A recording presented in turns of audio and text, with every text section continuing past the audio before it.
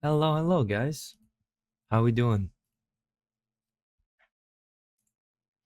How we doing on sound? Can I get a little sound check in the chat?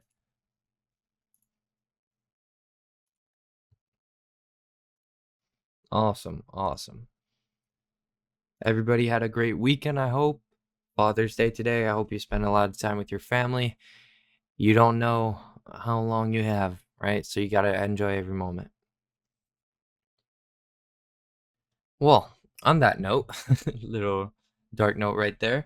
Let's get right into it. Just want to confirm real quick beforehand. You guys can see my screen, correct?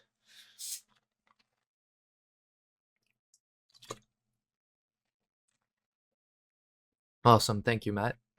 All right, so now that we are in all-time high condition, as everybody likes to call them, I just like to say bullish. All right, and more specifically, how do we interact with these conditions, right? Because what do you do when there's nothing to the left?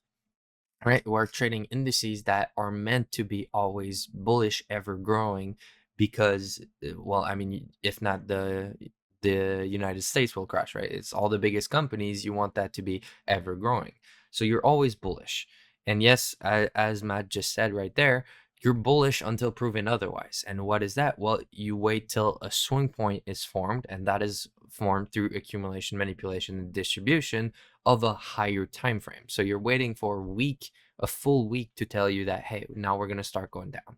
So I've heard a lot of people talking about it. I was in the trader roundup space on Friday, and everybody's on the same page saying that, hey, we all want lower prices. There are a bunch of lower objectives, but right now we're pumping. We're going up like crazy. So bullish until proven otherwise. But what does that mean then? Because how do we get clear objectives when there's no liquidity to be targeted? There is no inefficiency to be targeted. Well, very simple. You expect expansion out of on-side PD arrays, so bullish arrays. You're looking for retracement inside of them. And yes, again, Matt, you're looking for standard deviations as objective. So just by using some simple standard deviations, like right now I'm on our monthly chart, and yes, I'm not utilizing currently the bodies, but I also have the bodies on my chart which tell you what we just expanded through this month. We are currently, expanding through the 2 to 2.5 standard deviation. And starting June, we can see it. Let's just go to a daily chart, right? If we see June 1st right here, we put up a small low and then just started expanding like crazy. And where we are now, this is where you'd want to see a reversal if we start going lower. But again, what am I looking for lower prices? I need a confirmation through a whole weekly profile. And I skipped through this earlier, but let's go look at our news this week, right? We are talking about weekly profiles. So let's look at our weekly calendar. Very simple. This week we have news almost every day, and the day that we do not have news, we have a bank holiday. So what does that mean for our trading days? Well, I'm trading Monday, I'm trading Tuesday. Will not be any trading from me Wednesday. I don't know if it says all day here on Forex Factory, but sometimes they mess those up. Sometimes, on bank holidays, you close early. Sometimes there is just no trading at all. So I don't know, but I'm not going to be trading on Wednesday. Now, Thursday, if we follow the specific conservative approach, would be no trading, because after the bank holiday, you'll have, depending on the weekly profile, I might trade Thursday looking for a scalp in the morning. But technically, Thursday is not a trading day because it is an A minus day. And then you have PMI on Friday to close the week. So basically all trading days but Wednesday and Thursday only looking for a scalp, and A minus basically for me. That might give you guys some insight into how I frame these days and how I adjust my my trading based on it. Basically, I will only have one bullet, meaning I only have one shot. I click the button once, whether that's a win or lose, I'm not trading anymore. So that's what I'm going to be doing on Thursday. So I don't regard it as a trading day, but I am going to be looking for one position. Sometimes it works, sometimes it doesn't. And if it doesn't, it's way higher probability to just wait for the next day than to try and trade later on in the day on Thursday. So definitely that, but we at least have 3 high probability trading days, which gives you a week which a bunch of opportunities, especially if we're talking about the Rise model. So enough about that. If we look at the weekly profile, what does that tell you? Well, I know I want to see expansion on the 2 first days, and more specifically, I want to see manipulation early on Monday, followed by an expansion move from Monday to Tuesday. I'm going to look for intra-week standard deviations. So basically, I'm going to look at 1 hour standard deviations. If we manipulate on Monday, which would be great, form a manipulation leg, then I can utilize standard deviations there for Tuesday, continuing to look for higher prices, right, guys? And then Wednesday will tell me what I need to know with the bank holiday, and more specifically with Thursday. We could see some sort of Thursday reversal, so I'm just going to be ready for that. Anyways, if we frame a classic bye week, which would mean that Monday starts by accumulating overnight, manipulates lower, then expansion higher, we could see Wednesday just do some random stuff. And then if we see some sort of reversal on Thursday, I'm going to look for lower prices. But at this point, you are looking at a classic bye week, right? If you're here in your chart and you look to the left, you're going to say, oh, well, early low in the week, that's a classic bye week. So I'm still going to expect Thursday to retrace at a little point. And more specifically, I like to use TGIF, even though it's a Thursday retracement in classic bye weeks, classic expansion conditions. Thursday often frames a TGIF setup. So I'm going to look for a retracement anyways. And if it continues to expand, I'm going to look for a reversal.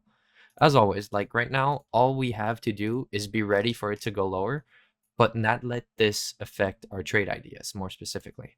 And if we look on the weekly, we just displaced very aggressively higher off of this reaction, right? This is what we were looking at on the first week of June right here. This weekly fair value gap expansion higher, but we did achieve a lot of objectives. And I like these standard deviations a lot. This small price leg is very beautiful. So looking at this, what did we do? Well, we barely tapped into the 2 to 2.5 retrace, and that is the end of May, beginning of April, right there. That's our manipulation lower. If you guys remember, taking out IPDA 40 lows at that time off of this weekly order block, expansion higher. Okay, and now we have finally expanded past 2 to 2.5, which means our objective now is 4, right? So we're looking at 21, 22. We're looking at very high objectives, and these are, as we can tell, right, extremely far. So if you guys want other objectives, we understand that utilizing the bodies of a breaker block are very high probability objectives, and we have 4 at 20, 2837.5. So those are my objectives for the week. To put it bluntly, I'm looking at the same thing on ES, but I'm going to be concentrating this week on NASDAQ, because if we go to a daily chart, you'll see one very beautiful thing. We have SMT on the highs. And yes, on this chart, we have no swing, so you can't see it. But if we just compare it to the utilizing the 12th of June, and we draw some lines at the high of the 12th of June, now you can see it, right? NASDAQ has been continuing to expand higher while ES retraced into its daily inefficiency.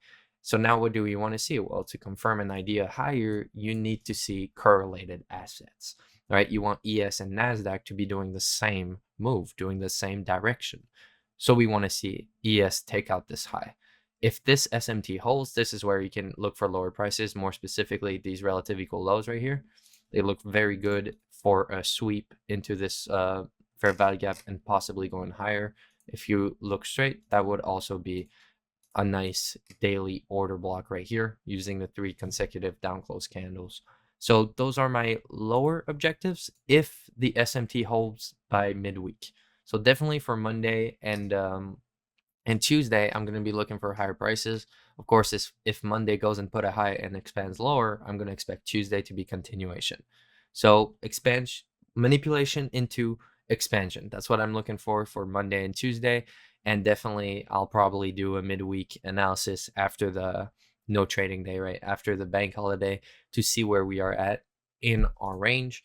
But always use basically daily power of 3 to frame your trades, right? And right now there is divergence at the lows, not through through SMT on the lower time frame for sure. As we can see, we have taken the lows of the 13th. So that's what we were looking at in the 4-hour, if I'm not mistaken. Yeah, right here. And see, there's SMT with this as well. So just basically NASDAQ going higher. Let me just try it out so you guys can follow along. while ES is broadening at the moment, but it is failing to go higher. Once ES breaks these, it might actually be a cleaner move on ES based on this low resistance. So upside objectives for both assets and anticipating ES to invalidate this low before tomorrow's trading, or possibly at the tomorrow's trading, I'm going to look for an invalidation of this. NASDAQ could possibly retrace to its order block. That would be a potential. If I don't have any clear NASDAQ objectives, since you have clear ES objectives, there's a bunch of SMT on the highs at the moment. If I don't see some clear NASDAQ objectives, I am going to be concentrating on ES because the liquidity above here is a clear target, relative equal highs, a bunch of low resistance through failure swings. So a lot of stuff was said here, but basically it's all the same, right? We are looking for higher prices until proven otherwise. If we look at the standard deviations of this leg, we completed this move.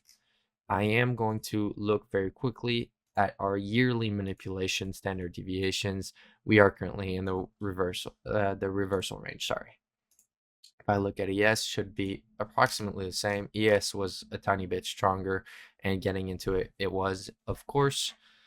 And we're already past. Let me just check to be certain. Yeah, we did close above, invalidating this idea. So yeah, just a continuation higher, looking for setups to form via close inefficiencies. Because if we do take out these lows, then you'd be looking for continuation. Actually, this taking out this low could form some sort of turtle soup. We might want to see actually NASDAQ taking out these equal lows while ES takes out this low, which would form, while ES take out this low, which would hold the SMT because ES has taken out this. So if we leave this open, sweep these lows, you might have actually a swing turtle soup right there. This is the kind of setups I like to trade on my main account. On my live account, I like to trade swings, and these turtle soups that you see on the daily always provide very nice risk to reward. So you enter here to have your stop here, and you're ready to hold this trade for about a month or two if it needs to, right?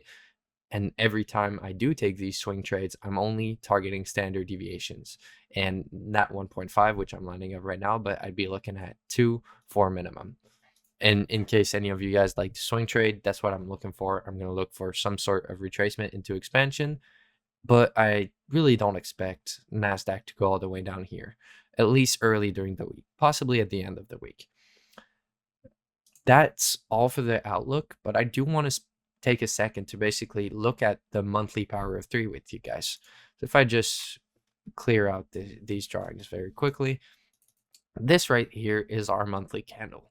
And we have seen we opened, we went and put up a low very quickly and expanded higher. And right now we are entering into the third week of the month, which is usually framed with distribution, right? Expansion. So you can expect it without even looking at price, well, looking at the previous weeks basically, but without having a clear objective, you would anticipate it to keep doing what it's been doing because that's where our monthly expansion is. And it's just that simple, right? It's power of 3, power of 3, power of 3. And I'm looking at yearly power of 3. I'm looking at monthly power of 3, 3-month power of 3. And everything tells me it's going higher. So I'm going to wait till it tells me that it is going lower with high above SMT, market structure shift, huge displacement, and validating on-side arrays, bullish PD arrays. So until I get that, I'm still looking for longs. And I might be looking a little more at ES this week, seeing as the setup has way clearer objectives. Just keep an eye on your 1-hour charts for this week. Once we see the Monday news, I'm definitely going to be looking for that.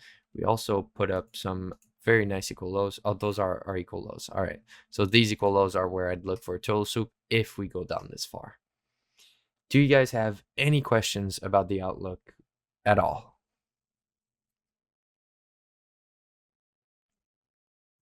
I'm not seeing any one side, so I'm guessing it was all good. Everybody was clear. I don't mind if you have questions about anything else. That's where I have the time. Even if it's a random question about a random ICT concept, how I trade, anything, I am open ears during these calls. I'm not seeing anything, so I'm guessing everything was clear. But yes, Matt, as you said, up only. I'm not going to be looking to trade a retracement. Possibly, if I see a weekly profile that would entice a Thursday reversal, I'm going to look for it. We might have some Monday shorts though, since I am expecting manipulation early in the week. The power of 3 indicator is a simple indicator by 2 degrees. I believe if you just search power of 3, you have the Pro Plus version, which you do have to pay for, but you also have the free version, which does the same thing, but basically you can only see one candle at a time, or just have 2 instances of the basic. Basically, you can see here, I just have the basic indicator, just have 2 instances of it. And here I have the Pro Plus, where I have like the 7 last 4-hour candle. So yeah, basically by 2 degrees, you can actually find it under my official links. If you head to my official links and you look under indicators, there's the power of 3 there. You have the link and everything, so you can go get it yourself. It's my pleasure. Very useful tool. Definitely. It's a great thing to always have the reminder of, hey, there's a daily candle forming, right? On that note, you guys have a great night. Good luck trading tomorrow. And I'll be posting updates along the week about what I'm looking for, what I'm seeing.